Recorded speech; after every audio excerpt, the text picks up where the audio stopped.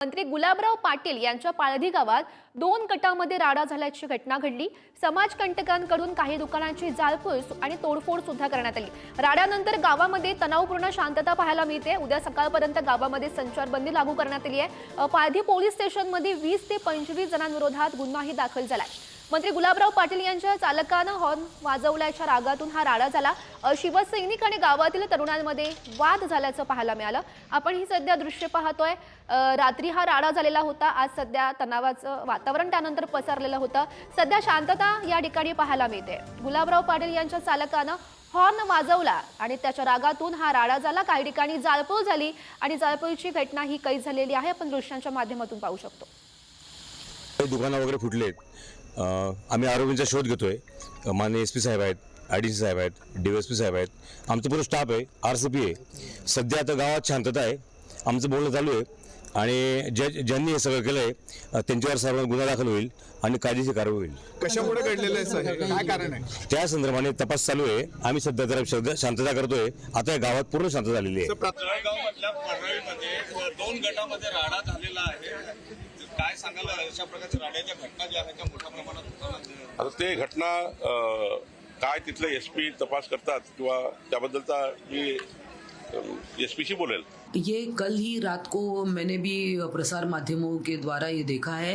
हालांकि इसके डिटेल्स क्या है और निश्चित है पुलिस इसमें जांच करेगी और जो कुछ भी है, जो कुछ मामला हुआ है, इसका पूरा जो ब्यौरा है वो लोगों के सामने रखना ज़रूरी है।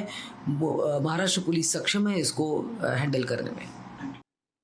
तर हे नेमकं प्रकरण काय आहे, पाळधीमध्ये नेमकं काय घडलं होतं तेही पाहूयात। राडा झालेलं पाळधी हे पाणी पुरवठा मंत्री गुलाबराव पाटील यांचं गाव। 31 डिसेंबरच्या रात्री 12च्या सुमारास गुलाबराव यांचे कुटुंबीय बाहेर जात होते। गुलाबराव पाटील यांच्या कार चालकानं हॉर्न वाजवला आणि एका गाडीला त्यांनी कट मारला। दुसऱ्या कारमधील तरुणांनी गुलाबराव यांच्या गाडीच्या ड्रायव्हरला शिवीगाळ केली।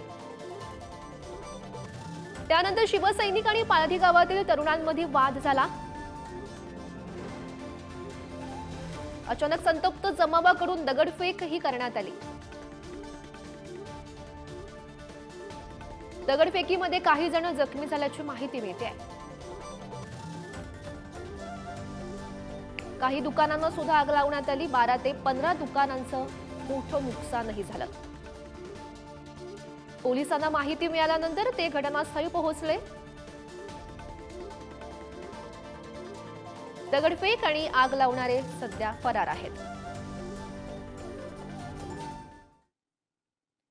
दरम्यान तोडफोडीमध्ये ज्या दुकानदारांचं नुकसान झालंय त्यांच्या प्रतिक्रिया आलेल्या आहेत, त्याही एकदा पाहूयात।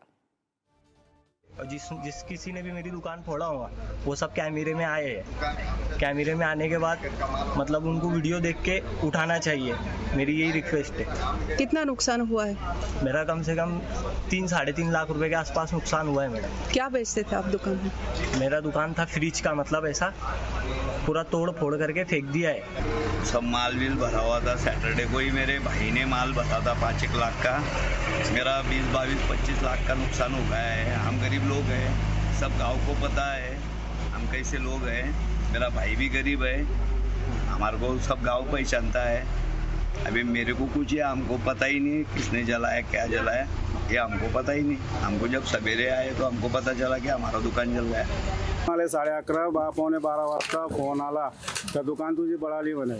आता मी पाहायला आला तो कुणी इथे दिसला नाही। पोलीसवाले होते, सर्व बंपर गाड्या सर्व आले होते पाणीचे, ते बुजावले, पाणी टाकले त्याच्यात। नुकसान तर सर माझा 15-16 लाखाचा वरटेज माल होता। मोबाईलचा रिचार्ज वगैरे मी सर्व ठेवत होते, पैसे दिले बी होते माझे थोडेफार, ते सर्व पूर्ण नुकसान झालं आहे।